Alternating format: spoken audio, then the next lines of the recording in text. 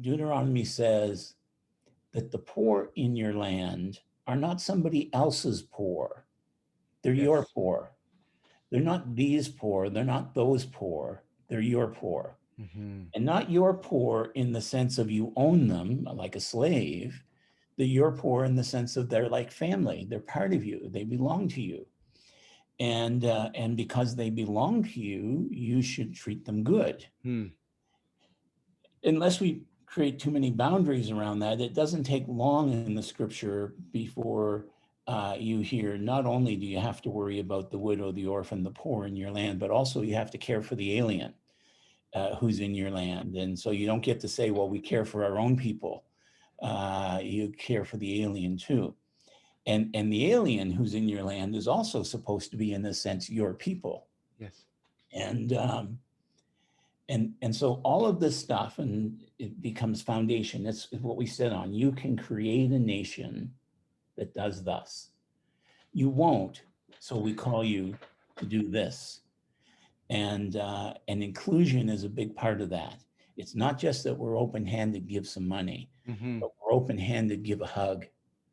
Um, and I've come to believe, and we may touch on this more, but I actually think that embrace is one of the highest expressions of justice.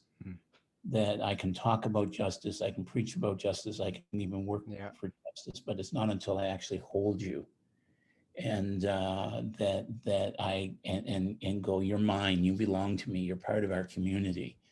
That I fully get the sense of what justice is. I I just want to chime in there because that's such a significant point because I grew up in an Indonesian Christian church, right? A very ethnic based church that had its own people, right? You were in Toronto, multicultural community. But there's one thing interesting. I do find sometimes ethnic churches are quite they can be discriminatory to people who are othered and coming into their. I find they're very they have their own cluster that they have. But the one thing is that there tends to be a looking after their own, not perfectly, but if there's someone who's coming from Indonesia, who's coming from the airport, and we hear from someone in Indonesia that this person is coming and there's no one going to be there to pick them up or whatever, the Indonesian community like really gets together and like helps to pick that person up, whether they know them or not. And there's something there because there is a sense of boundary in that culture that allows them to feel like, again, like what you're saying, not possessive, but like you are mine. Like we want to take care of you.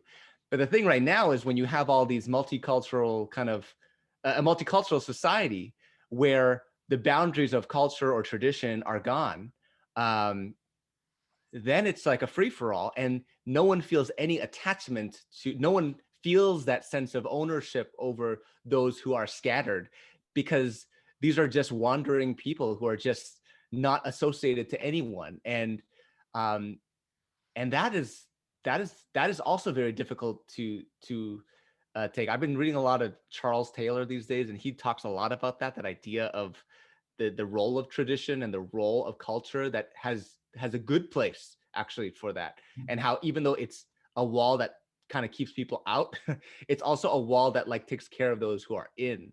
And so I'm curious what your thoughts are to that. But there's something about what you just said there that are very important, that like we need to feel like that sense of ownership and responsibility, that I can't let you just go off. I'm going to impose myself to get involved because or else they'll just get ignored, right?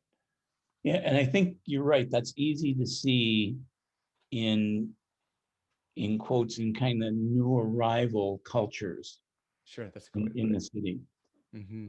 The same process exists or existed for me in small towns.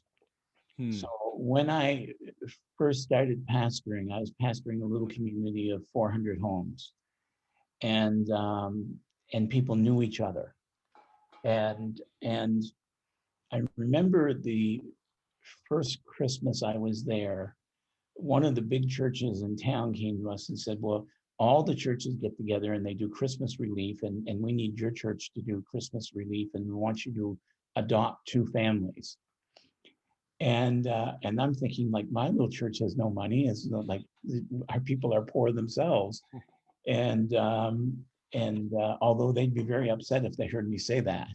Um, and and so with kind of fear and trepidation, I kind of went to um, the church and said, you know, we've been invited to, would you? The church brought in literally a van full of stuff for each family. So much stuff that the family said to us, can you store this? Because we can't use all this stuff.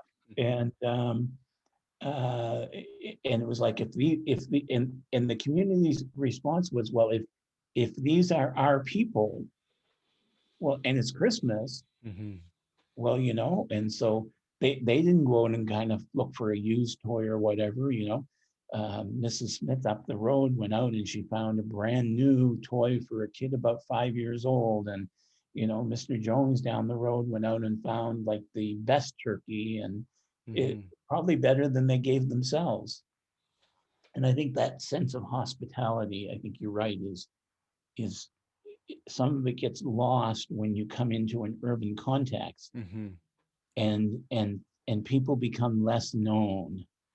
And so the Deuteronomy 14 passage, when it says, bring your produce, don't bring your money, bring your produce, because it's a really a cash-free society. Bring your produce into town and it will belong to the poor. And how do we know they're poor? Well, they're from our town. Mhm. And we know who's poor in our community, and we don't have to ask questions about, you know, do you meet the standards and stuff like that. We Yes. know because you're in our community. Mhm. And as we've moved from an agricultural small town society Hmm. to a world where half of us live in large urban centers, and in a country like Canada where maybe more than half of us live just in 3 urban centers, then people become less known and it's harder to own them as our own. It's harder Yeah. to know them. I think actually we get a model. I just talked about this in class, but we get a model of what cross-cultural sense of ownership is by the story of the Good Samaritan, in that the Samaritan comes out of his own cultural bounds, crosses his home culture, going to a Jew, and attributing the same kind of care perhaps he would give to another Samaritan, in like even footing the bill for the inn and saying, if anything, this guy goes and spends more in this, inn, I'll pay for it after. Like that's extending hospitality outside of one's own boundary and tradition, which is perhaps a model there. But all right, so that's fascinating. So I guess that's, and so where do you take that? Where do you take this Deuteronomy passage and